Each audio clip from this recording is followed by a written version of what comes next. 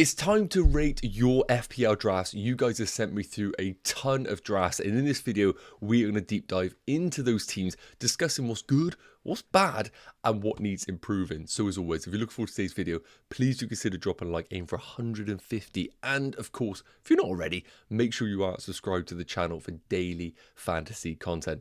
So enough waffling, let's get into today's video. So before we get into any drafts, I have to say, because everybody's asking me, how do you get your teams rated? So I've decided to open up a WhatsApp group where we will be rating your FPL drafts. All you need to do is make sure that you're subscribed to the channel and then follow the link in the bio to get access to the WhatsApp chat where I will be reviewing your FPL teams throughout preseason. So get over to there, but make sure first and foremost you are subscribed to the channel, otherwise you can't get your team rated. So first up, thank you so much to @NickDinio, I believe, for sending over his team here.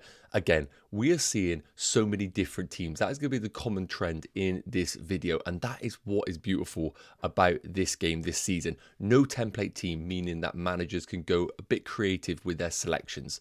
So the team here, what I really do like first and foremost is the premium defenders of Trent and Vardiel. I think a lot of FPL managers now are leaning towards having some premium defenders, mainly because of the change of the bonus point system.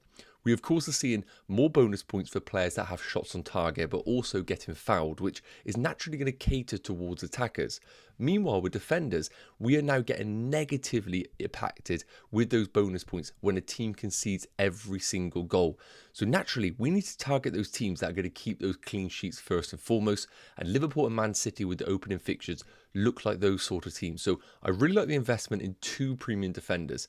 And what I also do like about this team is the player rotation. The squad depth in this team is really, really solid. So for example, in game week 1, you're able to bench someone like an Nkunku with the strength and depth of this team, but also knowing that in game week 2, Nkunku could come in at the expense of a Bailey because of their tricky fixture against Arsenal. And also Robinson coming in for game week 2 for Konsa is a good example of a rotation that really works in those opening weeks. And I think that's really important, is if we're going to be affording some premium players in this team, we need to make sure we get the correct rotations for players each and every week. And I think this team is a good example of that. But of course, there are a few concerns here. So first and foremost, no Mo Salah. But as we discussed, there is literally a coin toss between Haaland and Salah. I think both strategies are absolutely fine. The big problem I have about this right now is at the time recording, we have no guarantees that Bukayo Saka is actually going to start come game week 1. When we look at his price point at 10 million, I'm watching someone like Son, who is playing tons of minutes in preseason, scoring goals, getting up to match fitness at the same price as Saka. And I think right now, maybe that is actually a better alternative to Saka in those opening game weeks. I personally just don't like investing in players where I've seen 0 minutes from them, who are coming off the back of a very, very busy summer of the Euros. The other thing that we need to talk about in this team is going to be the goalkeeper department. Sanchez is actually having a decent preseason for Chelsea, and I wouldn't be surprised if he was to start the season as number 1, even though Chelsea have signed a new goalkeeper from Villarreal. Maybe Maresca is going to take a few weeks to integrate him into the squad, as he might not have many games during preseason. But I think eventually Sanchez is going to be a problem with your team. And with your backup goalkeeper not even playing, then we could get some early problems. But of course, if you're looking to do a wildcard around game week 4, then maybe this goalkeeper option will be okay for your teams. But personally, as I've said in the improvement section here, Sanchez to a 4.5 million goalkeeper is probably the route that I recommend first and foremost. Flecken is fine with those long-term fixtures for Brentford. If Verbruggen is past fit, he's also a good consideration at Brighton. The one that we need to monitor is going to be Carlos Miguel at Nottingham Forest, but we need to actually see him feature for Forest during pre-season before we even consider him as an FPL option. Outside of that, the only other concern that I do have is Bailey long term. I think at 5.5 million, he is unbelievable value. But of course, the Champions League coming in around game week 4, that could be a player that does get impacted by rotation by Unai Emery, who doesn't have the best historical record for injuries. But outside of that, I think this team is well balanced. But I do think the premium, being Saka, is a little bit of a concern if he doesn't start game week 1. And I would even be inclined maybe to downgrade that to Odegaard if you need to, just for those guaranteed minutes. But all in all, I think the team's good. Good defence, strong up front. I probably rate it about a 7, but I'm a little bit concerned about the midfield as you're not really getting some of the big heavy hitters that are available to us during this preseason. But thank you once again for sending it through, and let me know in the comments, guys, what you would do with this team. Next up, team sent through from @Lewis here. Thank you again, once again, for sending this through. So this is a perfect example of how managers are going in completely different directions with their FPL teams. As you can see here, no Erling Haaland, investment in two completely different forwards. We have got the investment of Mo Salah and premiums in the midfield, but less of an investment in the defense. And again, this is completely how you want to play the game, and this is why this season is going to be so exciting. So what are the pros about this particular team sent through from Lewis? Well, first and foremost, premium midfielders always look good in a team.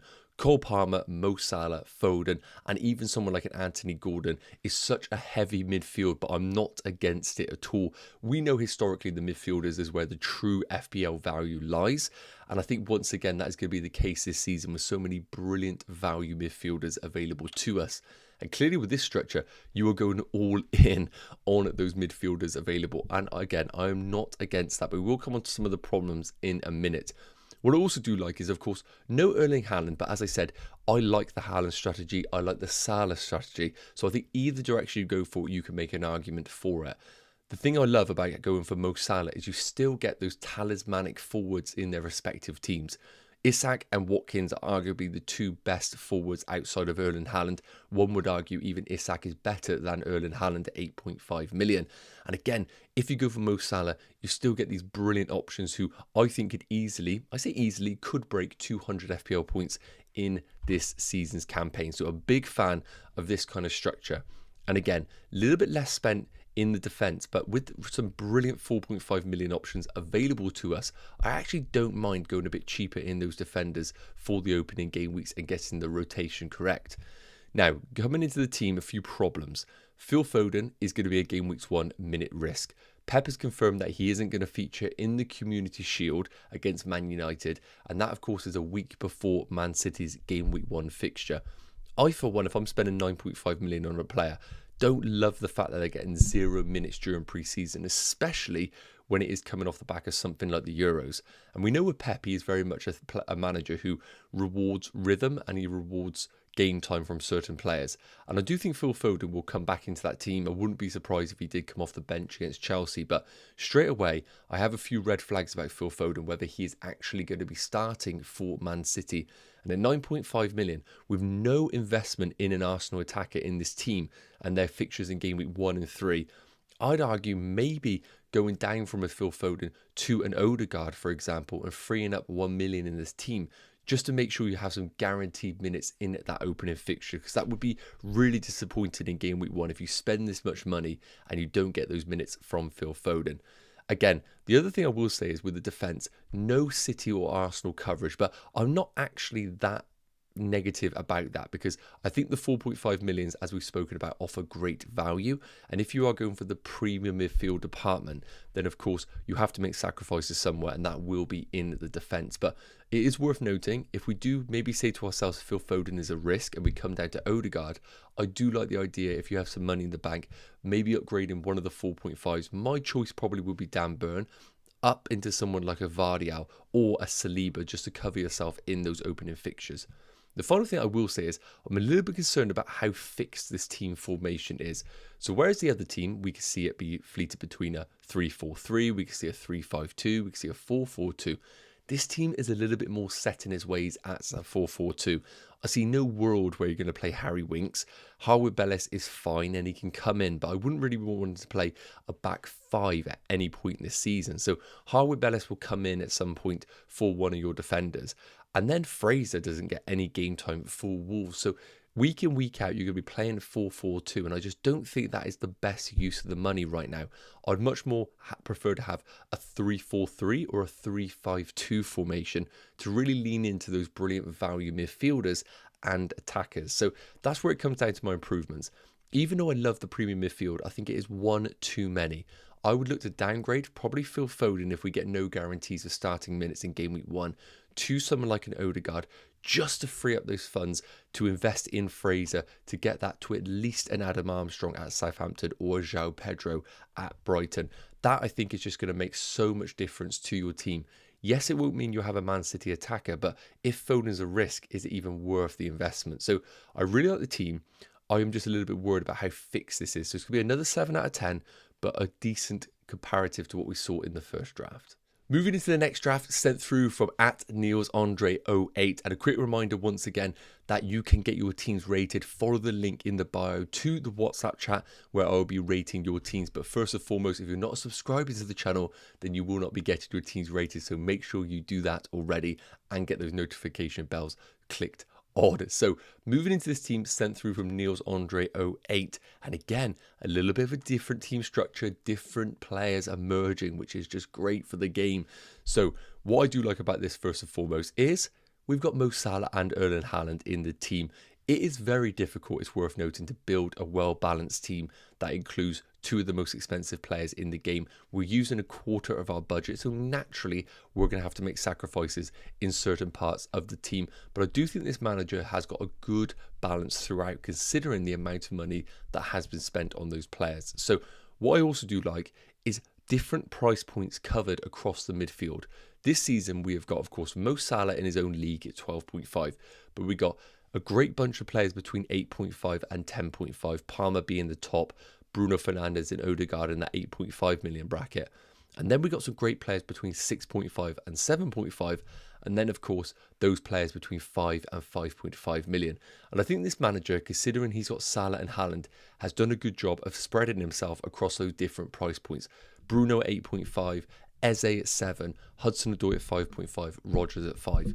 The reason why this is important is because it makes it a little bit easier for managers to go to different players around those different prices.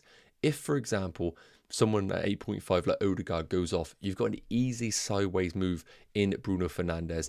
And if someone in the 10 million range, for example, Son, is really doing well, you can have the choice to downgrade Mo Salah or upgrade Bruno Fernandes with a sacrifice in another area. So I like the coverage in those midfield departments. What are the problems? First and foremost, goalkeeper rotation. We got Matt Turner and Sells, both playing for the same team, both not even guaranteed the #1 shirt because Nottingham Forest are going mad on goalkeepers. They've currently got Carlos Miguel signed during the summer, who's expected to be the #1. But we've also got rumours of Aaron Ramsdale being signed. So Nottingham Forest right now are a complete void. And I do think this goalkeeper combination does need to change. As I previously suggested, 4.5 if you're sticking there. I don't love any right now, but Flecken and Verbruggen, if pass fit, are going to be more favourable picks than that of Sells. But hopefully we get some more information later down the line. The other concern I do have about this team is no Arsenal attacking coverage. Now, I think if you're going to go for Haaland and Salah, you can't go for Kai Havertz because Alexander Isak just looks too essential for the teams. So it has to be either an Arsenal defender or an Arsenal midfielder. So as we discussed, I do think potentially looking to do Bruno Fernandes to a Martin Odegaard will get you coverage in that Arsenal attack. But again, I'm not going to sit here and tell people to build the exact same team each and every time. I really do like the inclusion of Bruno Fernandes, and if you think that he is a great differential, an alternative to that Arsenal attack, then I can't really sit here and say you have to sell Bruno Fernandes. I just personally need to see a little bit from Bruno Fernandes in pre-season and in general for Man United before confidently investing in them when we got a team like Arsenal who have decent fixtures and also already an understanding of how they are going to approach the season with their key men. But I don't mind Bruno Fernandes if you have that gut feeling. And otherwise, I think Eze up to an Arsenal midfielder could be a consideration, but I do like Eze, of course, is part of a bit of a transfer speculation right now. So all in all, I really do like the team. I think it's probably my favourite right now. I'm going to say 7.5 out of 10. Salah plus Haaland is such a powerful position to be in, but of course, the lack of Arsenal in this team does get me a little bit scared, but maybe it is actually the right move if you are going for a differential in Bruno Fernandes. So let me know your thoughts in the comments on this team. Let's move on to the fourth draft. So taking a look at the fourth team sent in from I've been stitched up here. I'm going to call it OG. We're going to call it OG here. Thank you so much for sending through your team. So again, different sort of draft, which I love to rate. So first and foremost, what are the pros of this team that you can see on your screens? Well, I first and foremost like the investment in each and every department here. So of course, 4.5 million goalkeeper. I think a lot of people are going down that route, but we've got some premium defenders in Trent, Trippier and Pedro Porro. We've also got a lot of investment in the midfield. Of course, De Bruyne, Bruno Fernandes, Palmer.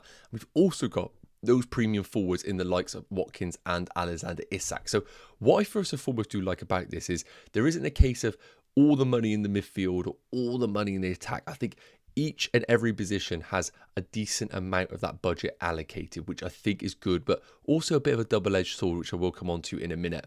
Also, probably the first time we're seeing attacking fullbacks in a team. We've seen a lot of 4.5 million options like Dan Burn, like Konsa, and while they are brilliant at 4.5 million, and I do think they will be great FPL value, sometimes we need to just look at it and think, which teams can give us clean sheet potential, but also more importantly, attacking potential, because that is how we get those huge double-digit returns. And this team has got that with Trent, Trippier, and Pedro Porro. I think Trent is a popular pick, but Trippier and Pedro Porro a bit more differential. Now, I will talk about the problems with Trippier in a minute, but Pedro Porro is one that is on my radar. I do think he's a bit more of a consideration if you're looking to wildcard earlier on, because Spurs last season shown defensively they can be a little bit suspect. And the opening two fixtures, Leicester and Everton, are great, but the couple of fixtures after that are not ideal. And at 5.5 million, we might be a little bit concerned about Pedro Porro longer term, but I really like him as a general asset that has that high ceiling for attack and returns. So, what do I not like about this team? As I mentioned, I love the fact that a lot of money has been invested in each and every position, but I also think that's a little bit of a problem for this team. So, firstly, all the money pumped into Trippier at 6 million, I think is a risk. We have no guarantees he starts in game week 1. Livramento has been great in pre-season and Trippier hasn't even featured. So I think that is a problem. I wouldn't be looking to spend 6 million on a Kieran Trippier unless we had absolute certainty from Eddie Howe that he is going to be available. So I think we can downgrade Trippier straight away or simply go sideways to Gvardiol, who I think is a better option. Looking in the midfield, I'm a little bit concerned about no Haaland or Salah in this draft. I do think that although being different is great, the captaincy options later down the line is going to concern you. I think game week 1 is absolutely fine. You can captain Alexander Isak and have no problems about it. But beyond that point, I think when Haaland has Ipswich or Salah has Brentford at home in game week 2, you can go to someone like a Palmer for sure, but I just think each and every week that passes, it's going to be a little bit concerning that you have no captaincy on either Salah or Erling Haaland. When I look at some of the midfielders selected here, De Bruyne is going to be a risk for game week 1. Pepper's already said that because of the minutes that he has not featured in pre-season, so that is a problem in itself. Palmer, I think, will come straight into that Chelsea team. I think he's too important, so I'm not that concerned about Palmer. And we've spoken about my concerns about Bruno Fernandes. If you've got no Arsenal attacker, I personally think with this team that I'm seeing, I will be looking to either do Bruno Fernandes or De Bruyne to a Saka or Odegaard and maybe free up some funds. Or on the flip side, get yourself some Liverpool attack. The fixtures are too good and not having any Liverpool could be a concern if you think they could do well. So maybe upgrading a Bruno Fernandes or a De Bruyne, probably De Bruyne, to a Mo Salah. We would then have to allocate that money from Trippier down to a 4.5. But I do like that move in itself. So all in all, I really like the team. I like the fact it's completely different and it's got no Haaland or Salah. My main concern is going to be captaincy each and every game week if you don't have arguably the two best players each week. So I'm going to give this a 7.5 because it's different. I really do like it, but I do think captaincy is going to be a problem. And I don't think Trippier and De Bruyne are good uses of that money. So let me know your thoughts on this team. I think it is very different in a good way, but I'm concerned about that captaincy. So the final draft sent in from @FPL Aguero, and this is again very different to what we've seen, but that is a beautiful thing about it. So first and foremost, we have got here a Haaland draft without Mo Salah. I feel like it's worth stating that every time to know what direction this manager is going down. So first and foremost, what I love about this is the differentials in Son and in Mbeumo, especially in Mbeumo for game week 1 at home against Crystal Palace. Probably a player that isn't really being considered by many people right now. If Ivan Toney, for example, was to get a move away, then Mbeumo, I think, ownership would skyrocket. And I don't think he's a bad option, regardless if Ivan Toney does stay at Brentford. I think he is perfectly fine, and he's shown his capabilities in that Brentford team. And as we mentioned before with Son, this one is flying massively over the radar. I think a lot of people are being attracted by Cole Palmer, or they're being tempted by a Bukayo Saka. But Son is playing every minute in pre-season. Spurs are slowly getting there with their team. Kulusevski playing as a false 9, which is enabling Son to get behind defences. And I do think Son, for the opening 2 fixtures, is brilliant value at 10 million. So I really like that investment in the midfield, slightly different. And similar to the previous team, good investment in attacking fullbacks here. Trent and Munoz. Munoz's first appearance in this video, but I do think at 5 million, he is the best option available. Palace's fixtures long term are good, and also you're getting that attacking threat with him being a wing back. So I really do like Munoz, and Trent is Trent. But again, I do need to see something from Trent before investing 7 million into him. Willy Bolly, I would expect to start for Nottingham Forest, but I don't love the double investment with Bolly and Carlos Miguel. Of course, I like Miguel, but we do need to see him actually feature for Forest, and Aaron Ramsdale not signed for Nottingham Forest, as that will be a rotation risk for him. Outside of that, really like the team. Few problems that I have. First and foremost, we have seen Diogo Jota return to Liverpool pre-season, but we have no guarantees that he is going to start for them. If between now and game week 1, Arne Slot starts him in pre-season games, and it does truly look like he will start, then I do think Diogo Jota becomes an incredible option for our FPL teams. But until I actually see it, I think at 7.5 million, there are better options available in the game. For example, maybe going for a safer pick like an Eze is the route to go for. But I do agree, if Jota becomes ever present in the Liverpool team, then he is absolutely incredible value. We've spoken about the problems with the goalkeepers as well. Miguel, no guarantees of minutes, and Verbruggen currently injured. And it's also worth noting, I don't love the rotation of 4.5 million goalkeepers. Of course, if that has been your strategy in years gone by, then definitely do it. But for me, I just like sticking with 4.5 because the difference between goalkeeper point scoring just isn't really justified of fleeting between two goalkeepers each in every week. Sometimes you just get it wrong. Outside of that, I think Nkunku is brilliant value at 6.5 million. I think he's going to be in a lot of people's teams. And I love the front three of Haaland, Isak and Muniz. In terms of the bench, Henry we need to monitor because he did have a long-term injury. I'm not sure whether he is fully fit or raring to go for pre-season. That would have to be a change if so. But I love Barco and Rodgers as your budget enablers in this team who could step in at any point for this squad. And it does rotate really well with those selected players. So this is going to be my favourite draft of the bunch. We've got Erling Haaland as a premium. We've got a brilliant alternative premium in Son in midfield. And we've got some attacking fullbacks in Trent and Munoz. If we can fix the goalkeeper department and get confirmation on Diogo Jota, then all in all, I really do like this team. Just the lack of Arsenal attack could be a slight problem for this team. Maybe Jota to an Odegaard is going to resolve that problem. I'm going to give this 8.5 out of 10. I really do like the balance of this side. And of course, let FPL Guerrero know in the comments, what are your thoughts on this team? Yes, guys, okay, that's going to wrap up today's second Rating Your Teams video of pre-season. Thank you to everybody that did send through their teams. And as I mentioned, I get a lot of teams sent through. So if you want your team rated, head over to the link in the bio. Get yourselves within the exclusive WhatsApp group totally for free. The only caveat is you need to make sure you are subscribed to the channel. Otherwise, you can't get your team rated. Thank you once again for joining in, guys. If you can, drop a like on the video, smash the subscribe button, and I will see you in the next one. Take care. Have a great day. Cheers.